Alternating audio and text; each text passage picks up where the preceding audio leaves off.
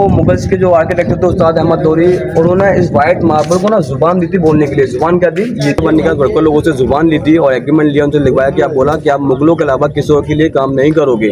और शाहजहां ने वर्कर लोगों को के अंदर जितनी भी मूवी की शूटिंग होती है, सीरियल सॉन्ग वगैरह होते हैं, तो सारी शूटिंग वगैरह वहाँ से होती है मूवी मेहताब बाग से। मेहताब बाग से इतना बड़ा बिल्डिंग बनाने के लिए बहुत सारा पानी यूज करने के लिए चाहिए होता, तो कहाँ से आता पानी सारा। तो शाहजहां ने बोला मुझे कैद तो रखो, मुझे ऐसी जगह कैद रखना जहाँ से मैं ताजमहल का दीदार डेली कर सकूँ। तो आप शाहजहां जो अपने लिए ब्लैक ताजमहल बना रहे थे, सामने आपको रेड कलर की बाउंड्री हो रही है, पूरा रेड वाला पार्ट हाँ बन रहा है। तो ब्लैक ताजमहल का पूरा फाउंडेशन है, उसको बोलते हैं मेहताब बाग, इसी को बोला जाता है मेहताब बाग। तो शाहजहां ने यहाँ पे स्टार्ट हुआ, जब नदी का काम स्टार्ट हो गया, रेड वाला बाउंड्री स्टार्ट हो गई, पूरा काम दुनिया की सबसे खूबसूरत जगह में उसका नाम आता है। तो शाहजहां को वहाँ बन गया है। शाहजहां ने बोला मुझे कैद तो रखो, मुझे ऐसी जगह कैद रखना जहाँ से मैं ताजमहल का दीदार डेली कर सकूँ। तो आप कभी रेड फोर्ट जाएंगे देखने के लिए, जहाँ शाहजहां को बंदी बनाया रूम के अंदर, तो देखना वहाँ शाहजहां को रूम के अंदर से बड़ी सी विंडो निकाली है।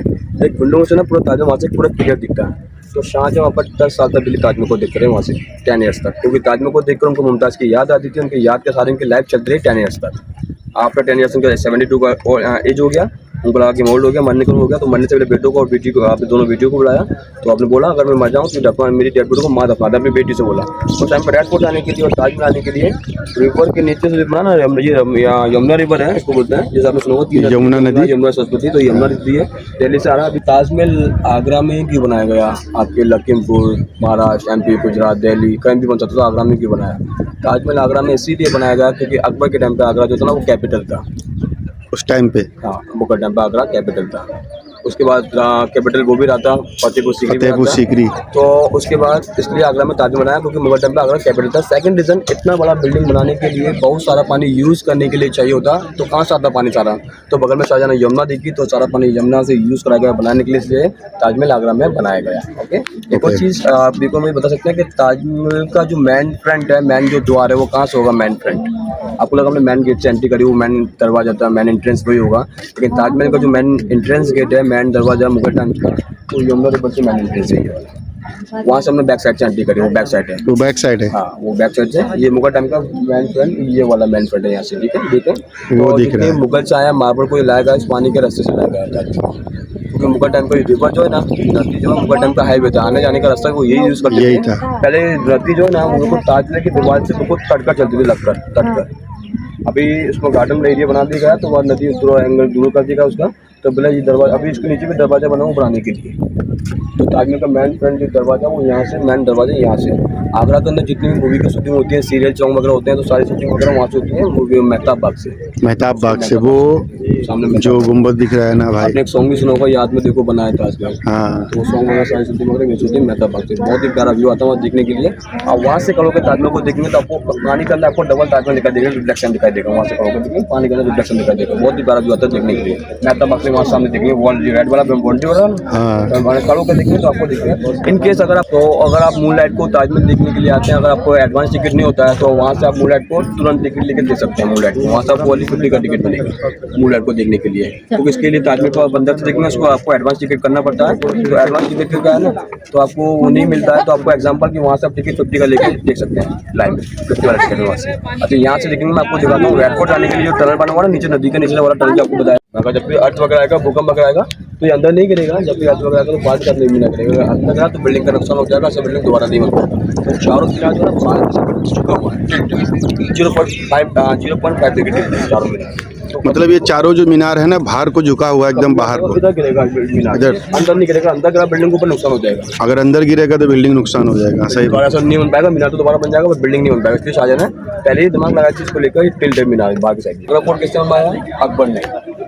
ये किसने बनवाया? शाहजहां ने। तो ये रेड फोर्ट आने के लिए अंडरग्राउंड टनल बना हुआ, रेड फोर्ट जाने के लिए सीधा। अभी आप रेड फोर्ट जाएंगे तो वहाँ पर आपको पूरा क्लियर दिखेगा, वहाँ से तो जाने का रास्ता बना हुआ आने जाने के लिए। अभी गवर्नमेंट ने ऊपर से लॉक कर दिया, बंद कर दिया, क्योंकि पुराना रास्ता मिट्टी होगा, खराब होगा, इसलिए गवर्नमेंट ने ऊपर से बंद कर दिया इसको निकलने के लिए।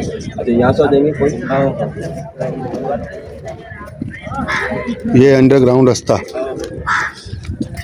बस होगा कि शाहजहां ने अपने वर्करों के हाथ काट दिए थे, सुना आपने?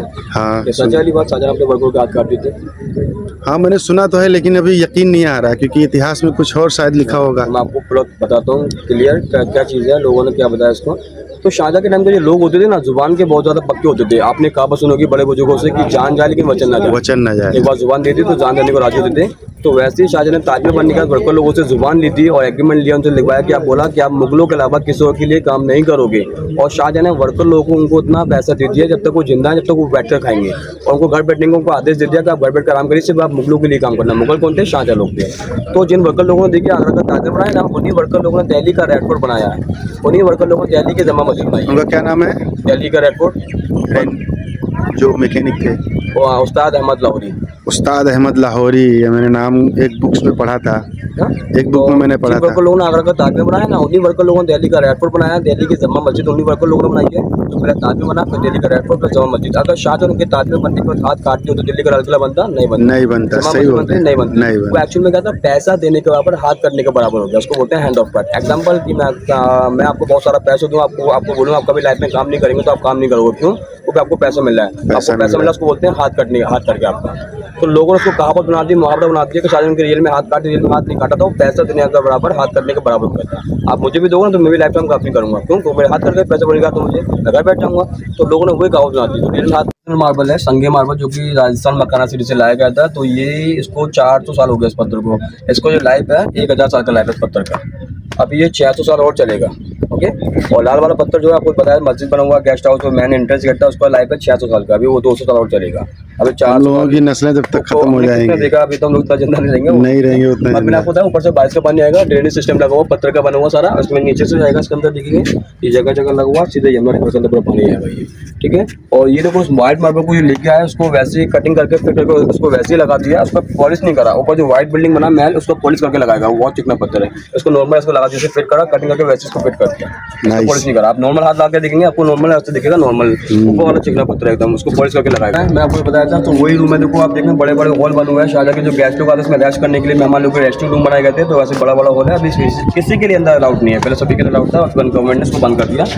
तो आप देखिए पूरा बड़ा बड़ा रूम बना हुआ पूरा। ये वो से देखने तो जूम करके तो बड़ा हॉल बना हुआ अंदर, पूरा खाली पड़ा हुआ पूरा। ये मुगल ये पुराने पत्थर है, रखा हुआ इसके अंदर। सब खाली है भाई, कुछ भी तो नहीं आप है। देखेंगे बाय हैंड सिंगल पीस तो बनाया गया। देखिए इसमें यहाँ से लेके यहाँ तक और यहाँ से लेके वहाँ तक इसमें कोई भी जॉइंट नहीं है। सिंगल पीस के अंदर बाय हैंड बनाया गया है मार्बल। ऐसी प्लेन मार्बल था, इसको ऐसी फिट करके बनाया गया बाय हैंड डिजाइन करके। तो मुगल टाइम पे कोई भी मशीन का यूज़ नहीं था। अभी मशीन का यूज़ तो बाद में हुआ। हैंड टू हैंड कारीगर थे। बाय हैंड गाड़ी बना दिया। अब तो देखो मधुमक्खी का छत होता है ना, उसका डिजाइन है पूरा।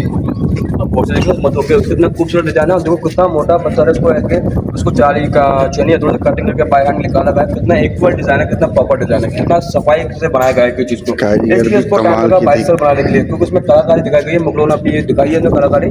तो मुगल्स के जो आर्किटेक्ट थे उस्ताद अहमद लोरी, उन्होंने इस व्हाइट मार्बल को ना जुबान दी थी बोलने के लिए। जुबान क्या दी? ये खूबसूरती दी। इसको एक खूबसूरती दी ना, उसको बोलते हैं जुबान दी बोलने के लिए। तो इस पत्थर का जो प्लान पत्थर था, देखो उस प्लान पत्थर को कैसे जुबान दी थी, कितना प्यारा लग रहा है, कितना खूबसूरत लग रहा है। तो बोलने के लिए जुबान दी थी, इन पत्थरों को अंदर जान डाल दी कि कितना खूबसूरत।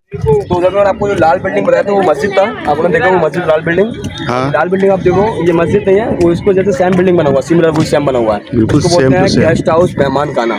शाहजहाँ के जो गेस्ट लोग आते हैं उसमें रेस्ट रूम करने के लिए रूम बनाए गए थे। और यहाँ पर मुगलों का लंच वगैरह बैठने के लिए, शाम का आराम करने के लिए बनाया गया था। उसको गेस्ट रूम बनाया गया था। उसको बोलते हैं मेहमान खाना गेस्ट हाउस। और देखिए इसमें आपको 3 दरवाजे दिखाई दे रहे हैं। तो तीनों का अलग अलग डिपार्टमेंट था। उधर में लेडीज़ का डिपार्टमेंट था, उधर में जेंट्स का था, उधर में शाहजहाँ बैठते थे। तो ये पूरा सबसे ज़्यादा शाहजहाँ को खूबसूरती आती ताजमहल देखने के लिए, वो शाहजहाँ को यहीं से आते थे गेस्ट हाउस से। तो ये सब देखने के लिए फिर से शाहजहाँ यहाँ आई थी में बैठा था गेस्ट हाउस। शाहजहाँ को बैठना यहाँ भी पसंद था बहुत ज़्यादा। और एक जो आप चीज़ देखो ये मुगल टाइम का फाउंटेन लगा हुआ है। इस फाउंटेन के अंदर पे ना वो वाटर का यूज़ होता था। इसमें मुगल टाइम पर यूज़ होता था किसका? रोज़ वाटर, गुलाब का पानी। गुलाब का पानी। किस लिए? यहाँ पर खुशबू हो जाए, पूरे एरिया में महक हो जाए, इसमें रोज़ वाटर का यूज़ किया जाता है।